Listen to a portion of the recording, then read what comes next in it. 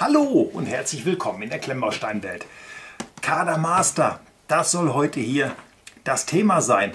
Dass der hier noch nicht steht, das hat einen Grund. Einige von euch werden sagen, noch ein Review von dem Ferrari. Ich denke mal ja, weil dieser Ferrari ist nicht wie alle anderen. Und warum das so ist, das will ich euch natürlich gerne erzählen.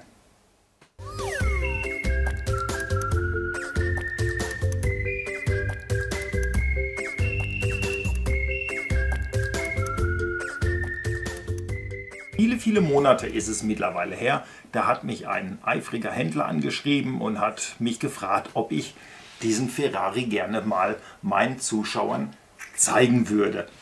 Wie das so ist, wenn mich ein Händler fragt, dann gucke ich erst auf seine Seite, was ist das für ein Händler? Bei dem ist das Problem, der handelt nur über Amazon. Jeder, der mich kennt und der mal einen Blick in meine Beschreibungen geworfen hat, der wird dort nichts von Amazon finden, weil ich werde mit dem Verein nicht unbedingt grün. Also habe ich mir das Ganze bei ihm mal angeschaut, habe lange überlegt und habe dann aber gedacht, machst du nicht.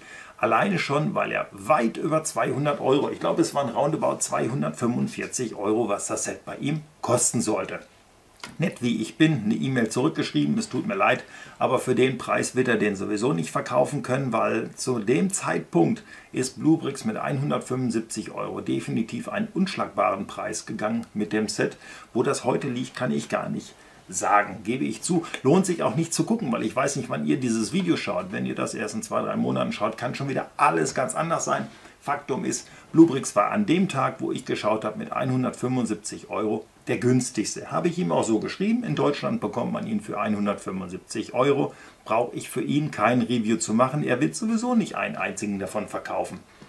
Dauerte 2 Tage, kam eine E-Mail zurück. Das wäre überhaupt kein Problem. Für 175 Euro bietet er den locker an. Aber er müsse ein paar Teile rausnehmen und austauschen. Und da bin ich neugierig geworden, weil bin ich der Meinung, ein Händler, der jetzt hier ein lizenziertes Produkt von Karder hernimmt und tauscht dort Steine aus, damit er den Preis halten kann. Unbelievable, muss ich jetzt mal ganz ehrlich so sagen. Aber dennoch bin ich jetzt extremst neugierig. Bekommt man ihn jetzt noch zusammengebaut? Wird alles funktionieren? Ich habe keine Ahnung, was er da rausgenommen hat. Um das rauszufinden, müssen wir ihn mal öffnen. Ich werde das Ganze jetzt auch mal machen, weil ich finde das extrem spannend. Ihr seht das hier auch. Das hier ist nachgeklebt worden. Hier oben das Breite, das waren die Originalaufkleber. Und hier ist so ein dünnes, da ist sogar, ich muss tiefer, hier so ein kleines Logo auf dem Klebeband. Also ich erzähle euch hier kein vom Pferd. Dieses Set ist definitiv geöffnet worden. Das kann man sehr, sehr deutlich erkennen. Und es wurde preisoptimiert. Finde ich genial. Auch ich werde demnächst anfangen, mit Mercedes zu handeln. Ich werde die für einen guten Kurs einkaufen. Baue euch ein paar Teile von einem Wartburg oder sonst was da rein, um den Preis drücken zu können. So ungefähr vergleiche ich das jetzt einfach mal. Also im Grunde genommen ist es ja schon beinahe ein No-Go. Aber ich denke mal, auch sowas darf, kann und sollte auch mal gezeigt werden. Also hier ist auf den ersten Blick jetzt erst einmal nichts zu sehen. Das ist alles ordentlichst, penibelst wieder eingeräumt worden. Ich nehme die Kartons jetzt mal hier raus. Ich bin kein Kartonsammler. Bei mir muss das nicht ordentlich sein. Hauptsache, ich komme an die Teile, die hier drin sind. Das ist mir wichtig. Bauanleitung 1. Bauanleitung und Sticker-Set Nummer 2. Du kommst erstmal hier in die Ecke. Jetzt bin ich ganz ehrlich, ich habe noch nie ein Review davon geguckt, aber ich sehe schon an den Kartons, es gibt hier sogar eine Reihenfolge, wie ich das öffnen sollte, um keinen Fehler zu machen. Ich schnappe mir jetzt einfach mal den Karton mit der Nummer 1 und hier sehe ich auch, dieser Karton ist geöffnet worden. Die 3 hat auch Schäden und in der 4 ist auch jemand gewesen. Alle anderen sehen so aus, als wären sie noch nie geöffnet worden. Also das wird wirklich sehr, sehr spannend, muss man an dieser Stelle mal so sagen. Im Karton sind Tüten, ein Teiletrenner in Translier. Das ist es dann auch schon gewesen. ist sehr überschaubar. Überall steht eine 1 drauf. Für die, die das Review noch nirgends anders gesehen haben, die vielleicht auch jetzt erst über mich stolpern, machen wir mal eine Bedienungsanleitung. Machen wir mal so eine Bauanleitung auf.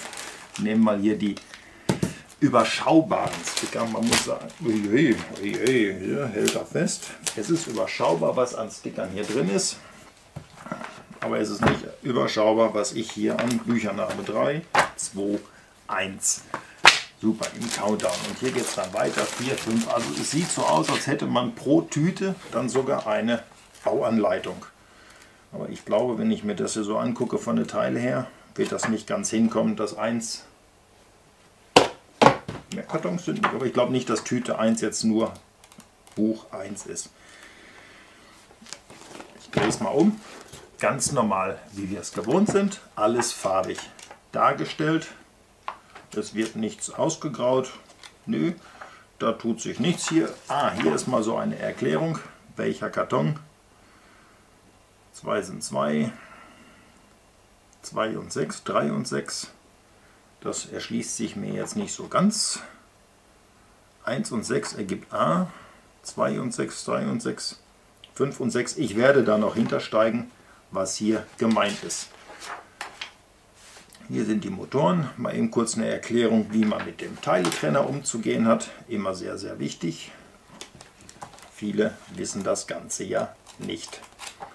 Hier scheint es wirklich nicht wirklich viel zu geben, wo man jetzt mal drauf eingehen müsste. Wo man drauf eingehen muss, das sind die Teile. Und zwar nicht die Teile, die da sind, sondern die Teile, die eventuell fehlen oder die offensichtlich ausgetauscht wurden. Hier sind sie jetzt nicht mit dabei. Ich werde anfangen, das Ganze hier zu bauen, und sobald ich da auf irgendwas stoße, was nicht ist, wie es sein sollte, oder was so aussieht, als wäre es nicht so, wie es sein sollte, bin ich natürlich bei euch.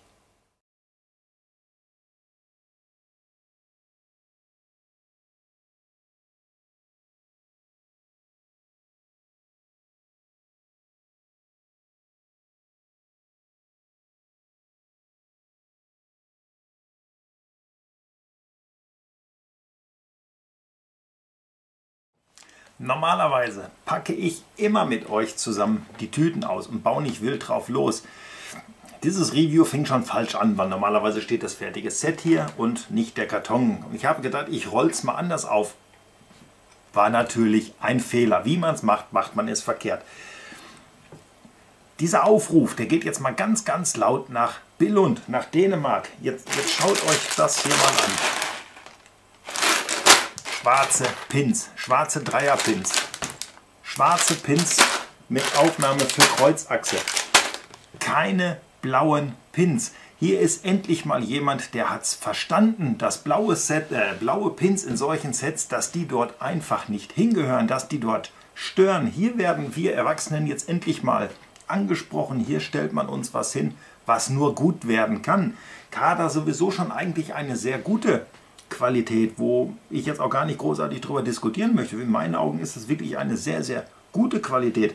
Und jetzt gehen die auch noch her, unverschämterweise, und packen uns schwarze Dreierpins hier rein.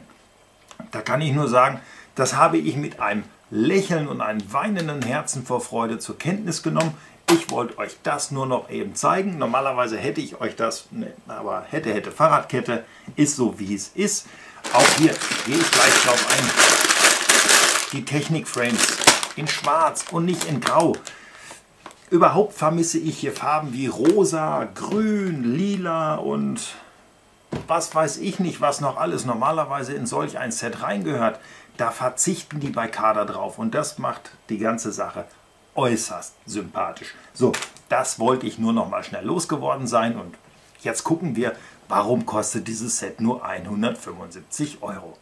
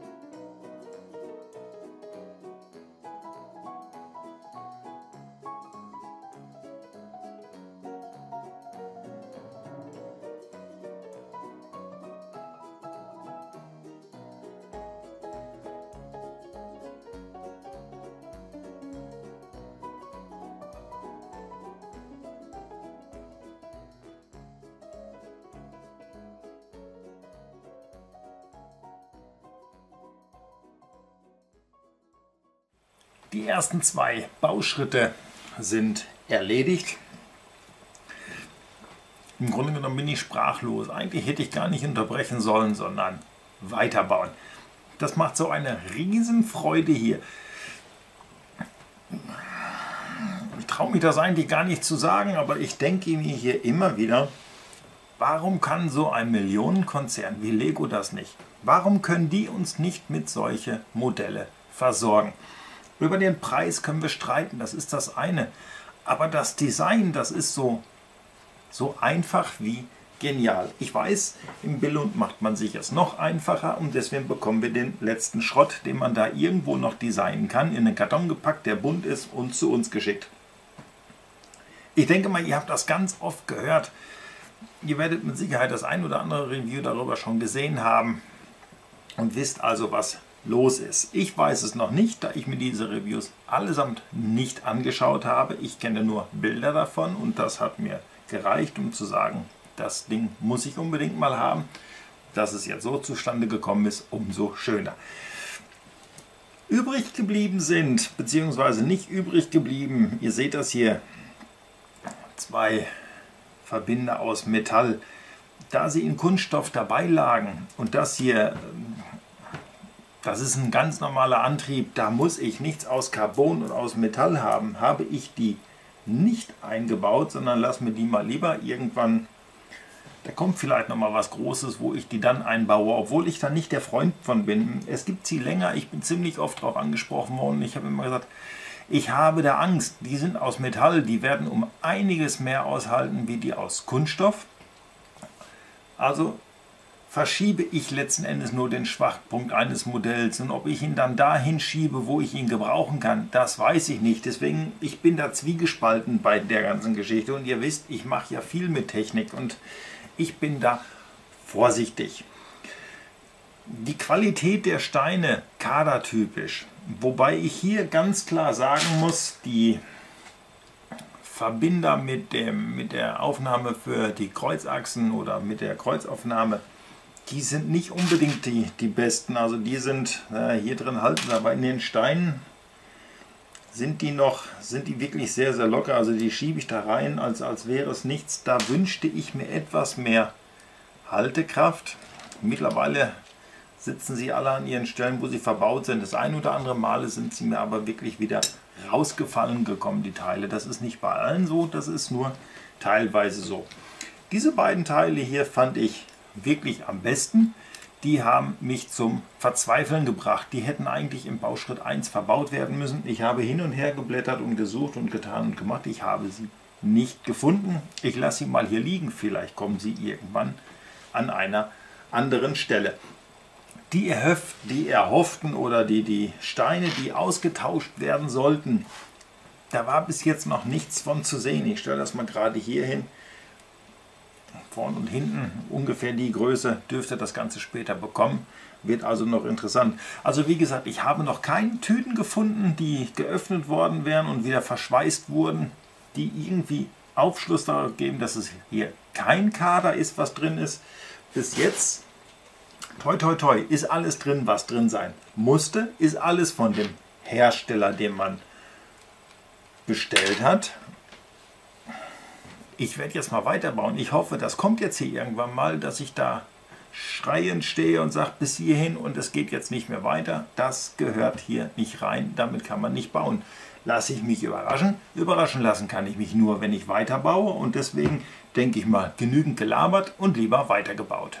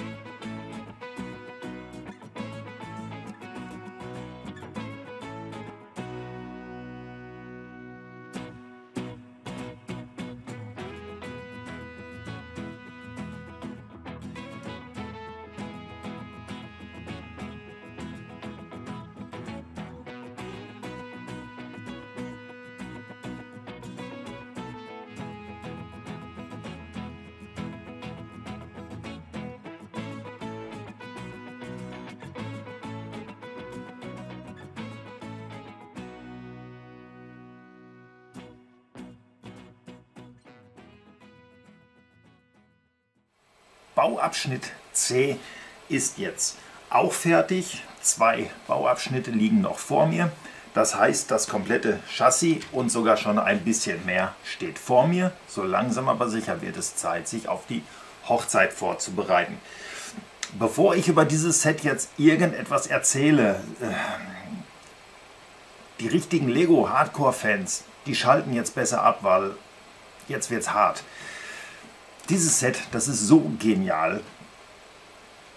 Keine blauen Pins, keine rosa Steine, keine blauen Steine oder doch blaue Steine sind drin, aber erkläre ich auch gleich warum. Das bunteste ist hier vorne die Zuordnung an der Akkubox. Und selbst die einfach nur, damit ich weiß, welches Kabel ich wo anstecken muss. Ansonsten, das passt. Ich habe keine Farbabweichung. Die Klemmkraft enorm gut. Bei den Pins, das hatte ich vorher schon angesprochen, mit der Aufnahme Kreuzachse, da schwächelt die. Brauchen wir nicht, kann man nicht schönreden, geht einfach nicht. Aber ansonsten, wenn irgendwo ein roter Pin gebraucht wird, weil er in ein rotes Teil gesteckt wird, dann ist der in diesem Set drin. Nicht diese blaue Grütze, wo man uns sagt, das ist ein Gewohnheitsrecht. Die Kinder wissen dann, was sie damit machen müssen. Völliger Blödsinn. Wenn ein Kind einen Dreierpin sieht, dann ist es dem die Farbe völlig schnurz. Es braucht keinen blauen Pin, es braucht einen passenden Pin. Das zieht sich durch dieses Set hier durch. Hier sind keine Farben verbaut, die man nicht braucht. Ja, hier unten ist orange, hier unten ist blau und hier unten ist rot. Das erleichtert einem aber enorm die Arbeit, wenn man das Modell hin und her dreht. Ich gebe zu, ich habe mich 2-3 Mal in der Bauanleitung verirrt, weil ich nicht richtig hingeschaut habe. Ansonsten war das aber auch das größte Problem, weil das ist der ganz große Manko, den denke ich mal, da muss Kader noch was machen, die Bauanleitung. Hier wäre es also schön, wenn man sich da den anderen anschließt und so ein bisschen verblasst, was schon gebaut ist und das hervorhebt, was gebaut werden muss. Man arbeitet hier mit grünen und roten Pfeilen, um uns das zu zeigen. Es geht besser, muss man sagen. Man kann danach bauen, ihr seht das, hier passiert was, aber es geht noch eine kleine Spur besser, aber wer weiß, was uns da die Zeit noch bringt. Ich werde es im Auge behalten. Dieses Set hier ist auf jeden Fall der größte Grund zu sagen, ich brauche nichts aus Dänemark. Das ist so. Bei dem, was da kommt und bei dem, was hier steht, da erübrigt sich für mich die Frage gänzlich. Und ich sage das nicht, um jetzt hier auf irgendeiner Welle mitzureiten. Ich sage das, weil ich vor vielen, vielen Jahren mit Lego angefangen habe zu spielen, mit Lego zu bauen. Mir Lego immer gut gefallen hat. Aber Lego hat irgendwann den Zeitpunkt verpasst, sich mal einen Wecker zu stellen, um mit der Konkurrenz zusammen aufzustehen und vernünftige Sets auf den Markt zu bringen. Das haben sie verpennt. Das müssen die sich ankreiden lassen. Das ist mir egal, wie man da über mich denkt. Das haben die einfach verschlafen. Die haben den Markt nicht beobachtet. Das muss man ganz klar so sagen. Und dann kommt auf einmal sowas dabei raus. Da kaufe ich mir lieber 2 Stück von denen und baue das hier ein bisschen um und habe wirklich eine super Teilequalität. Die haue ich mir in die Kiste. Da steht auch Lego auf anderen Noppen drauf. Da darf das hier ruhig mit rein. Es gibt da kaum noch Unterschiede. So, dazu genug. Es gibt für dieses Set eine modifizierte Bauanleitung. Das habe ich euch am Anfang ganz vergessen zu sagen. Hier ist der Designer hergegangen und hat nochmal etwas verändert. Ich baue nach der Anleitung. Warum baue ich nach der Anleitung? Logisch, nicht jeder hat diese Information, dass da eine Veränderung gekommen ist und mich interessiert, was passiert, wenn ich nach der Anleitung baue. Funktioniert dann alles, wie es funktionieren soll, oder gibt es Probleme? Bis hierhin kann ich noch keine Probleme feststellen. Ich teste meine Motoren im Vorfeld immer. Ich probiere alle technischen Komponenten mit der Hand und dann auch schon im Vorfeld mit dem Motor, um kleinere Probleme gleich zu finden. Ich würde es euch gerne zeigen, aber es fehlen am Getriebestrang noch so ein paar Achsaufnahmen. Das schlackert alles noch hin und her. Das funktioniert noch nicht. Das läuft noch nicht rund, weil die Achsen noch hin und her wandern können, wie sie möchten. Dieses Problem gilt es dann natürlich noch zu beheben. Was witzig gewesen ist, der eine oder andere, der das Ganze schon gebaut hat, wird es vielleicht bestätigen können. In der Bauanleitung ist ganz vorne, ich hole sie noch mal ran, ist ja nicht so, als wenn wir es nicht haben. Und wenn man sich so eine Bauanleitung anguckt, es verschwindet ja nicht, was man gesehen hat. Es bleibt ja auf mysteriöse Art und Weise immer hier drin. Ich bewege mich in Bauabschnitt C. Ne, so muss ich das machen. Hier wird immer geschrieben, welche Kartons braucht man für welchen Bauabschnitt. Also hier geht das nach A, B, C, D und E. Und da wird uns gesagt, braucht man die Tüten aus Karton 3. Habe ich natürlich alle hier hingekippt und auf einmal fehlten mir immens viele Teile. Da hat sich hier in der Anleitung der kleine Fehlerteufel eingeschlichen, weil wir brauchten auch schon aus Karton Nummer 4 die ersten Tüten. Ich habe wirklich lange gesucht und war schon am Verzweifeln und wollte das Ding in eine Ecke stellen, weil mir Teile fehlten, aber ein Blick in den nächsten Karton hat Klarheit verschafft. Hier ist einfach nur ein kleiner Fehler in der Anleitung. Man braucht ein paar Tüten mehr, also Augen auf beim Eierkauf. So, ich denke mal, ich habe hier jetzt schon wieder viel zu viel gequatscht, obwohl ich über dieses Set hier noch stundenlang reden könnte. Ich bin so dermaßen, ich bin so, aber so schwer begeistert, das könnt ihr euch gar nicht vorstellen. Für mich ist das jetzt schon das Set 2021. Ich kann mir nicht vorstellen, dass noch anderes hinterherkommt, was genauso gut ist. Und wenn, dann müssen wir Kategorien bilden. Wäre vielleicht für Ende des Jahres sogar mal so eine Sache. Ich glaube, ich mache mir mal einen Schmierzettel so in Kategorien und Best und Flop. Oder wie auch immer. Das wäre vielleicht was für Ende des Jahres, auch wenn es noch ein bisschen hin ist. So, jetzt aber genügend geschwafelt. Jetzt wird hier weitergebaut.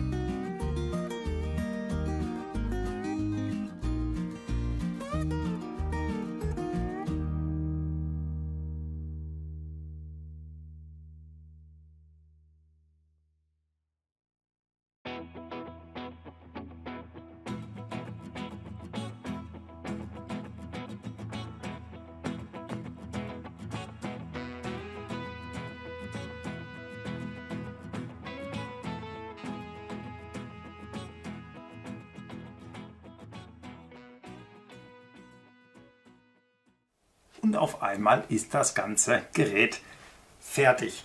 Wie ihr seht, der Ferrari kommt hier als das Supercar. Es ist ja kein Ferrari. Hier geht es nur um Lizenzen. Deswegen nennt man ihn nicht Ferrari. So kann man das Ganze umgehen. Also haben wir hier ein Supercar. Stört mich nicht im geringsten. Trotz alledem kommt das Auto hier als Plug-in-Hybrid. Wie ihr seht, ich habe ihn mal ingepluggt und lade die Batterie, beziehungsweise ich denke mal, das sollte hier auch schon reichen, was ich hier geladen habe. Hier blinkt nichts mehr und tut und macht, also können wir das Ladekabel auch mal wegnehmen. Machen wir die Motorhaube mal zu und bewundern mal dieses ganze Gerät.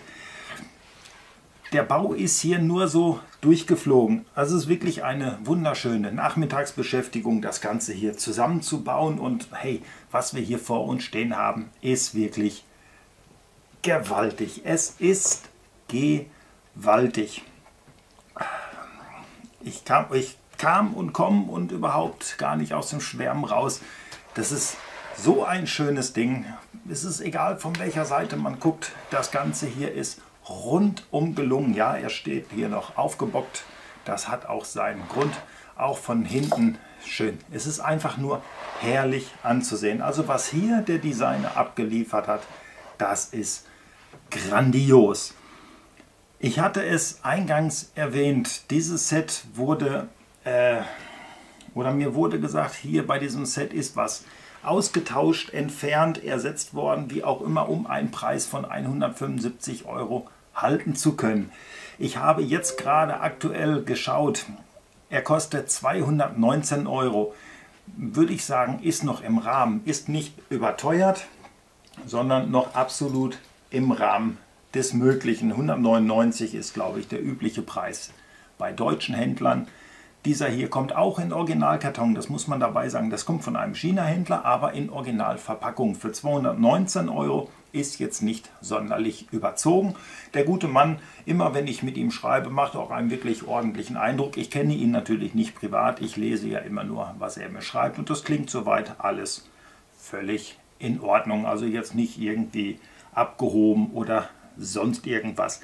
Aber ich habe die ausgebauten Teile nicht gefunden. Auch wurde hier nichts ersetzt. Es war also auf jeder Packung, die ich geöffnet habe, oder jede Tüte, die ich aufgerissen habe, stand Kader drauf. Die Nummerierung passte durchweg zu dem Fahrzeug. Es ist auch keine Tüte mal geöffnet worden und wieder verschweißt worden, auch wenn die Kartons so aussehen, als wenn da mal was aufgemacht wurde. Ich vermute mal eher, das sah nur so aus, weil sie nicht richtig zugemacht wurden.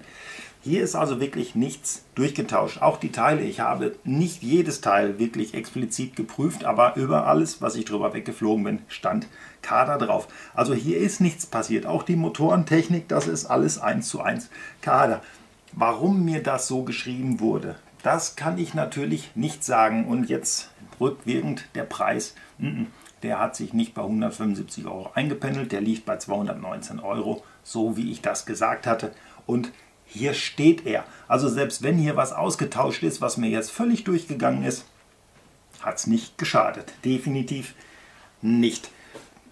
Gehen wir mal so ein bisschen auf die Funktionen drauf ein. Vielleicht habt ihr sie überall schon mal gesehen und ich wiederhole das jetzt. Mag natürlich sein, aber was ihr ja schon gesehen habt, Motorhaube lässt sich öffnen. Hier ist auch noch ein Stab angebracht, dass man sie fixieren kann, damit sie offen bleibt. Wenn man vorne was aufmachen kann, dann kann man natürlich auch virtuell, muss man jetzt sagen, hier hinten was aufmachen. Hier würde jetzt natürlich noch ein bisschen was drauf gehören. Ist hier in diesem Technikmodell nicht verarbeitet, aber man kann es öffnen. Der Einblick auf den Motor, ich kippe das mal so ein bisschen zu euch rüber, dann könnt ihr das Ganze mitsehen. Mal gucken, wo man den anfassen kann. Das ist so ein bisschen tricky. So, ich nehme den mal so runter. So könnt ihr das auch sehen, dass hier der Motor ist, der sich im Übrigen auch bewegt, wie wir das von einem Lego-Set her kennen. Die Türen lassen sich, wie sich das gehört, in einer normalen Automobilausstellung auch, die lassen sich öffnen, und zwar beide. Ich drehe das nochmal rum, dann könnt ihr das auch von der Seite sehen. Auch das eine Funktion, die gegeben ist. Ansonsten die Funktionen, die kommen alle über Motoren. Das Lenkrad dreht sich beim Lenken mit. Die Schaltwippen am Lenkrad, die bewegen sich, also wenn man schaltet, das Auto hat eine Schaltung, ja, dann bewegen sich auch die Schaltwippen mit, so dass man sehen kann, dass da wirklich was passiert. Also wirklich grandios. Ich mache das ganze Gerät jetzt hier mal an und gebe dem Empfänger dann auch mal Strom. Dann können wir dann nochmal zusammen auf die Funktion eingehen. Ich muss aufpassen, dass er nicht aus dem Bild rutscht, dass ihr das alles mitsehen könnt. Also wir haben das Vorwärtsfahren, ihr hört, da passiert was. Und wir haben Rückwärtsfahren. Funktioniert erst einmal einwandfrei. Dann haben wir eine Lenkung. Ich weiß nur nicht, ob ihr das... Ich glaube, ihr könnt das nicht sehen, wenn ich mal hier auf meinen Kontrollmonitor gucke. Also das Lenkrad lenkt mit in dem Moment, wo ich hier die Lenkung betätige. Dann sind hier drauf, ich weiß nicht, ob ihr das hören könnt. Ich versuche das mal so ein bisschen zu kippen. Vielleicht könnt ihr dann auch die Schaltwippen sehen. Ich bezweifle das aber leider Gottes. Doch, so ein bisschen kann man es erkennen, dass also die Schaltwippen am Lenkrad, dass die hier mitarbeiten. Also haben die Schaltung mit Funktion über Motoren und wir haben Licht. Oh ja doch, das kann man trotz des hellen Lichts kann man sehen. Wir haben also vorne Licht und wir haben auch hinten Licht. Das lässt sich schwerer erkennen, aber wenn man ganz genau hinguckt, dann kann man das schon sehen, dass es funktioniert. Soweit alles wirklich hervorragend. Fahren lassen kann ich ihn jetzt gerade nicht, dafür ist hier noch zu viel auf meinem Tisch. An Teilen ist einiges übrig geblieben. Gefehlt hat nichts und das ist die Hauptsache, finde ich persönlich immer das Wichtigste. Ich mache hier mal gerade so ein bisschen Klingelingeling und wegräumen. Ich hatte es euch gezeigt, also die Gelenke aus Metall, ich habe sie nicht verbaut. Hier ist nichts Spektakuläres drin, hier sind zwei Achsaufhängungen, da sind die mit zwischengeschaltet, dass die Räder sich noch drehen können und bei der, ach ja, und die Achse war fürs Lenkrad. Finde ich super, dass das mit dabei gelegt wird. Finde ich wirklich super. Für diese kleinen Funktionen hier aber eine völlig übertriebene Maßnahme. Da hätte man besser, das müsste ich mal so sagen, hätte man uns besser Carbonachsen mit dabei gelegt. Das hätte gerade beim Antrieb dann vielleicht doch ein bisschen was genutzt. Denn ich habe das Problem bei der Schaltung. Das kann ich euch dann nachher noch mal zeigen, wenn ich ihn dann hier kurz aufbocke. Die Schaltung, ich habe bei einem Zahnrad einen Zahn falsch gesetzt. Ich hatte das vorhin schon einmal kurz umgedreht, weil ich wollte mir sicher gehen, dass das alles funktioniert und deswegen sehe ich, dass ein Zahn ist um eine Stellung verdreht, deswegen harmoniert das nicht so ganz. Ich kann das noch mal hier kurz anheben und fahren lassen. Da seht ihr, dass das geht. Wenn ich dann aber schalten möchte, Vorführeffekt. Ne, jetzt haben wir es. Er schaltet kuppelt aus, aber kuppelt nicht wieder ein. Also das funktioniert im zweiten Gang nicht. Da müsste ich noch mal ran und müsste das alles zerlegen, um das richtig zu machen. Ob ich mir diese Arbeit mache, das weiß ich noch nicht. Jetzt können wir aber gucken, er fährt trotz alledem jetzt. Ihr hört das, er knackt, weil er jetzt nach dem Schalten nicht wieder richtig eingerastet hat. Also da müsste ich definitiv noch mal ran. Man kann hier mit der Hand so ein klein bisschen nachhelfen, dass man wieder den richtigen, ja, das ist das Problem mit dem Anfassen. Da fällt dann hier immer ganz gerne mal so ein bisschen was ab. Also zu transportieren ist der nicht unbedingt einfach. Das durfte ich da jetzt schon mehr als einmal feststellen. Vielleicht geht es hier am Spoiler ein klein bisschen. Es geht nicht unbedingt besser, aber ein klein bisschen geht es. Man kann hier mit der Hand auch noch mal das Getriebe stellen. Ich weiß nicht, ob ich das jetzt richtig getroffen habe. Nee, er knackt. Also dieser Versatz in einem Zahnrad, der reicht wirklich, dass es hier nicht 100% funktioniert. Aber jetzt fahre ich mir hier meine eigenen Sachen vom Schreibtisch. Meine Batterie war doch noch nicht voll genug, stelle ich gerade fest. Das ist immer das Problem, dass ich mich da eigentlich nicht so unbedingt drauf vorbereite, weil es ja bei mir doch schlussendlich immer alles nur im Regal landet. Jetzt weiß ich auch nicht, ob hier eventuell meine Filzunterlage vielleicht doch... Da war der erste Gang, also weiß ich jetzt auf jeden Fall schon mal, ich bin im zweiten Gang.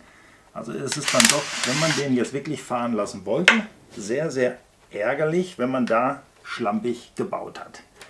Das holt einen dann gerade bei Technikmodellen, jetzt bin ich wieder auf neutral, also das holt einen gerade bei Technikmodellen dann doch sehr, sehr schnell ein.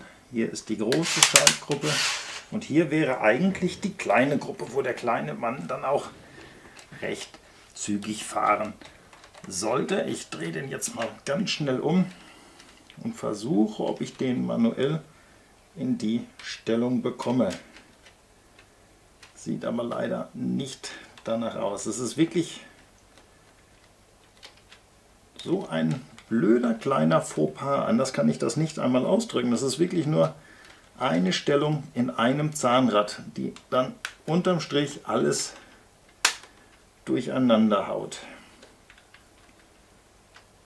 Da springt er dann hier auf dem oberen Kranz nicht ganz um.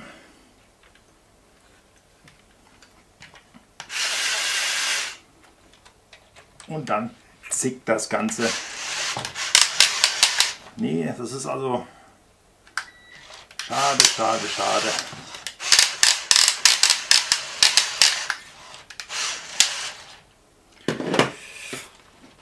Baufehler, ganz klarer Baufehler, den ziehe ich mir an. Das ist aber dann, denke ich mal, das Problem. Man hat sowas hier auf dem Tisch stehen, man möchte es euch zeigen. Zeit ist ein wertvolles Gut, also ist man dann hier und da dann eventuell mal unaufmerksam und durch Unaufmerksamkeit passiert so etwas. Ist mir beim Bugatti von Lego übrigens genau das gleiche passiert, obwohl ich hier schon mehr aufgepasst habe. Zwei verschiedene Hersteller, das gleiche Problem. Wer den Bugatti gebaut hat, der weiß eventuell, nee, es war nicht einmal der Bugatti, der Porsche ist das gewesen, der orangefarbene Porsche, bei dem hatte ich die gleichen Probleme. Da habe ich mich ein bisschen vertan und schon knackte es in der Schaltung wie verrückt. Also letzten Endes genau das gleiche Problem wie hier, eindeutiger Baufehler. Gleichzeitig hatte ich euch auch erzählt, dass es noch ein Update von der Bauanleitung gibt, aber dass ich nach der alten gebaut habe, weil nicht jeder weiß von der neuen, denke ich mal, deswegen habe ich es nach der gebaut, die mit dabei gelegen hat. Wie gefällt euch das ganze Set? Würde mich mal wirklich interessieren. Also ich bleibe dabei, hier ist wirklich ein ganz großer Wurf gelungen und auch wenn ich ein Lego-Kind bin, das bringt mich von Lego immer weiter weg und ich kann es wirklich nur jedem ans Herz legen. Also jeder, der sich in der Lage fühlt, mit etwas zu bauen, was keine blauen Pins hat, was keine bunten Steine verbaut hat, was uns Metallgelenke mit dabei gibt, was mit wenig Stickern auskommt, der sollte sich sowas holen. Da brauchen wir gar nicht drüber reden. Ich denke mal, wenn wirklich jeder der Meinung ist, ich kaufe mir das jetzt und poste das am besten auch noch überall bei Facebook und sonst wo, guckt mal, was ich mir hier für Schönes geholt habe. Die beißen sich in Dänemark in den Arsch, dass die nicht auf solche Dinger wie das hier kommen. Wurde genug drauf rumgehackt, ich kann es nur wiederholen. Mir hat das Ganze hier sehr, sehr viel Freude gemacht und ich freue mich jetzt schon auf eure Kommentare hier unten drunter, wie ihr dieses ganze Set findet, ob das auch was für euch wäre, wo ihr sagt, das stelle ich mir auch uneingeschränkt ins Regal oder das hätte ich gerne, damit mein Sohn damit spielen kann. Und wenn man nicht so wie ich schlampig baut, sondern ein bisschen gewissenhafter, gerade im Bereich Getriebe, dann hat man hier wirklich was Schönes zum Spielen. Mehr kann und will ich hier heute nicht sagen. Ich denke mal, ich habe viel erzählt, ich habe viel geredet. Jetzt werde ich dieses gute Stück nehmen und werde dafür einen Platz im Regal finden. Euch kann ich nur sagen, danke, dass ihr mir zugesehen habt. Wenn es euch gefallen hat, kennt ihr ja, dann gebt ihr mir den Daumen hoch. Wenn es euch nicht so gefallen hat, naja, dann gebt ihr den Daumen runter. Schreibt mir in die Kommentare, was haltet ihr von dem Set? Würdet ihr es euch kaufen? Ich glaube, das habe ich aber auch alle schon mal gesagt. Was ich aber noch nicht gesagt habe, dass ihr bis zu meinem nächsten Video bitte gesund bleibt. Danke fürs Zuschauen.